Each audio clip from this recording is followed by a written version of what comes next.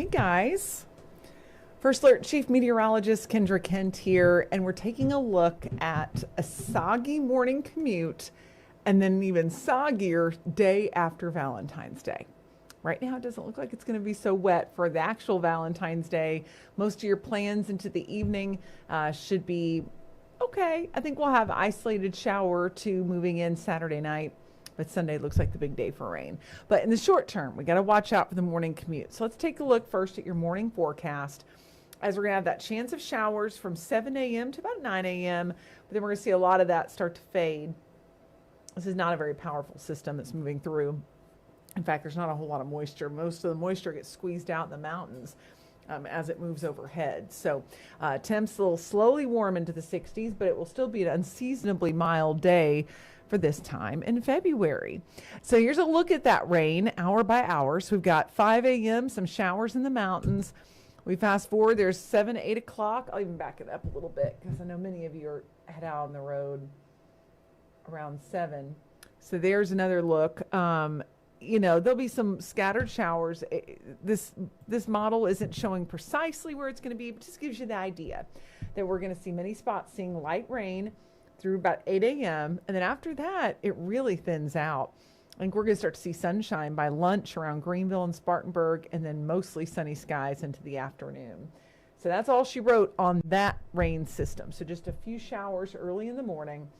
Now let's get to your Valentine's forecast.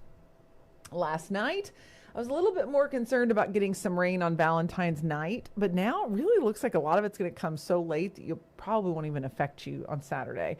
Sunday's the day when we're going to have the best chance of soaking rainfall. So that's our next big thing.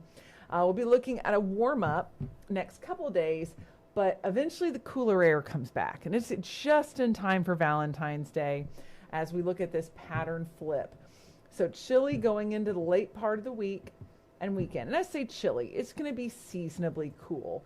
But I will say this, when you look at the storm track is really driven by the division between cool air and warm air. So we're looking at us being kind of in between, and that usually translates to us seeing some active weather develop along that boundary, and that's what we're going to have. On Valentine's evening, the European model putting out a few showers, while the GFS is really not putting out much rain at all. And the heaviest rain on the European model definitely comes the second half or during the day on Sunday. So right now, I'm not overly concerned about your evening plans, but there is a chance that we're going to have some showers starting to kind of sneak in through the evening. So we've got a chance of rain for your Valentine's Day. Temperatures will be in the 50s. Much of the day will be dry. And then into the evening, we'll start to slowly drop into the 40s. So you'll probably want a jacket for any of those dinner plans. So here's an hour by hour look. So notice how the rain kind of starts to slowly push in as we get toward 2 a.m. Sunday morning. So this is after Valentine's Day. And then the heaviest is going to be around 3 p.m. on Sunday. So middle part of the day when a lot of us just want to be out and about running our errands or getting the kids to a local park, that's not going to be very easy to do on Sunday. I'm not expecting flooding. I'm not expecting any serious weather, but just nuisance rain. Our area needs it, though. I feel bad even calling it a nuisance because we are several inches below normal for winter. Then all of this is going to begin to shift out, and we'll be looking ahead to a drier week in store. Do want to grab up the totals. I looked at several different model solutions and put together this map. Just kind of a preliminary map on what to expect when it comes to rain on Sunday.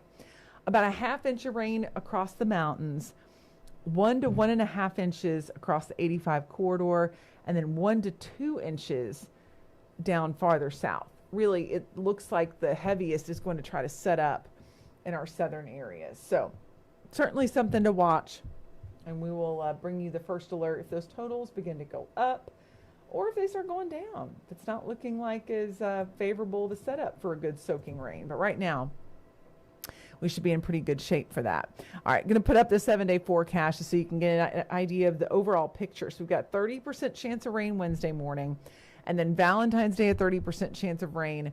that night, and then best chance comes during the day on Sunday. We warm up with milder temperatures into Monday and Tuesday.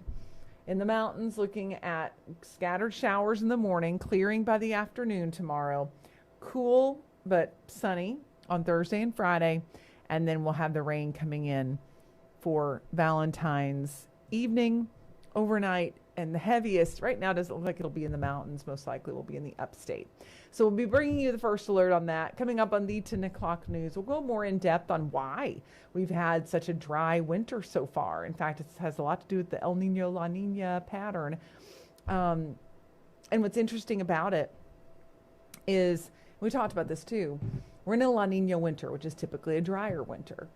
But that doesn't mean we don't get into certain phases where weather doesn't get active. And of course we did for about 2 weeks there. And really it's still active. We're going to get some rain this weekend, but we had those two systems back to back with the winter weather. And everything just lined up right for us to get the cold air and the moisture to meet up.